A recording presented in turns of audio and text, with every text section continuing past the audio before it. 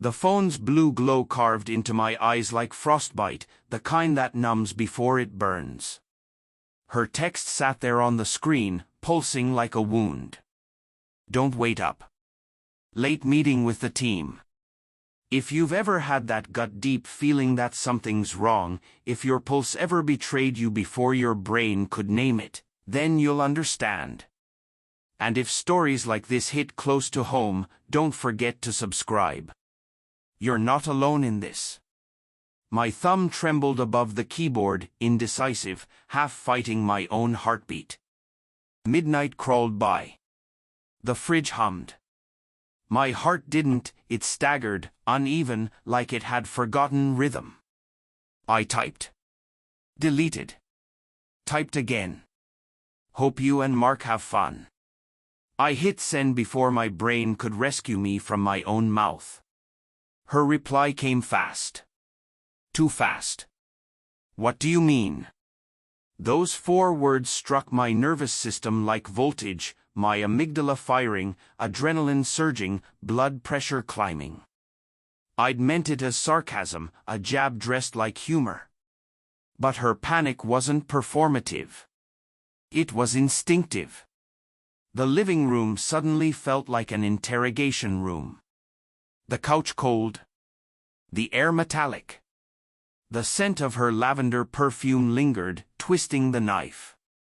I stared at the spot where she used to fall asleep against me, where her laughter used to vibrate against my ribs. That memory alone squeezed dopamine and grief through the same neural valve. Now the shadows stretched long and suspicious across the walls, like they'd seen something I hadn't. Mark. Her work husband. Her joke that I laughed at, because that's what trusting people do before their cortisol levels start rewriting who they are. I scrolled our old texts, my vision tunneling. Coffee with Mark. Pitch review with Mark. He's killing it. Wish you could see him in action. Each message was a pinprick to the chest. Harmless alone. Hemorrhaging together. I remembered how she'd started locking her phone. Tilting it away. Lingering in the bathroom, the faint buzz of notifications hiding behind the mirror. And that text, "What do you mean?" kept looping in my skull like tinnitus. When the front door creaked open at 1:47 a.m., my sympathetic nervous system went to war, heart rate spiking, muscles tensing, adrenaline leaking into every vein. Her heels clicked like hesitation. "Josh," she whispered. I stayed quiet. She stepped into the light. Her blouse untucked, her hair undone, a strand clinging to her cheek. She looked beautiful, and I hated her for it. "You're still up," she said, voice caught somewhere between guilt and fear. "I saw your text," she continued. "What was that about?" I smiled. A mechanical, self-defensive reflex. "Just a joke, Sarah. You know, Mark, your work buddy." Her pupils flickered, microdilations betraying her. "You scared me," she said with a brittle laugh. "I thought you were serious." "You were with Mark?" Her breath hitched. "Of course. The whole team was there. Too fast. Too clean." She reached for my hand, fingers ice cold, pulse erratic. "You don't think something's going on, do you?" God, I wanted to believe her. I wanted to let oxytocin win over suspicion. But my prefrontal cortex was losing to instinct. "Then why did you panic?" I asked, voice low, like the sound might break the air. "When I mentioned his name?" Her silence filled the room like gas. One spark away from detonation.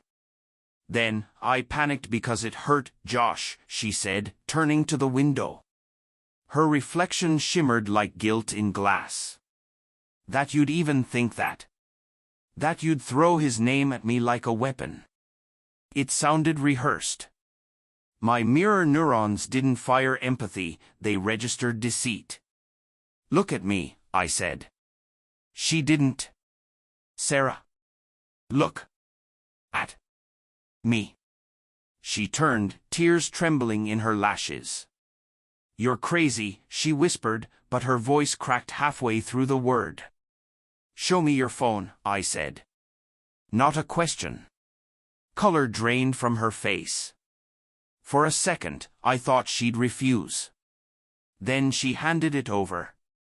I unlocked it. And there it was. A message thread glowing like radiation. Miss you already? You make this job bearable. Can't wait for tomorrow. Every neuron in my body screamed. My knees almost gave out. My dopamine crashed. My chest constricted under the surge of cortisol. Josh, it's not what you think, she said, voice rising, frantic.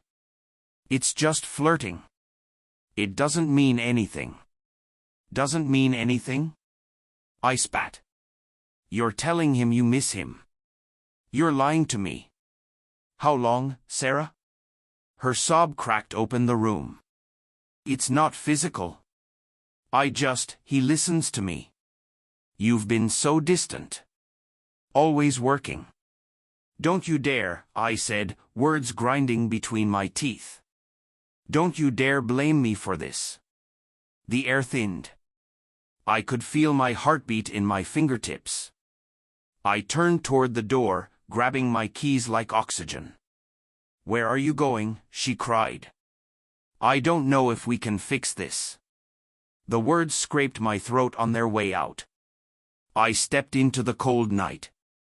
The door clicked behind me, sealing her sobs inside. Her phone buzzed in my pocket. She must have slipped it there when she begged me not to go. A message from Mark. You okay?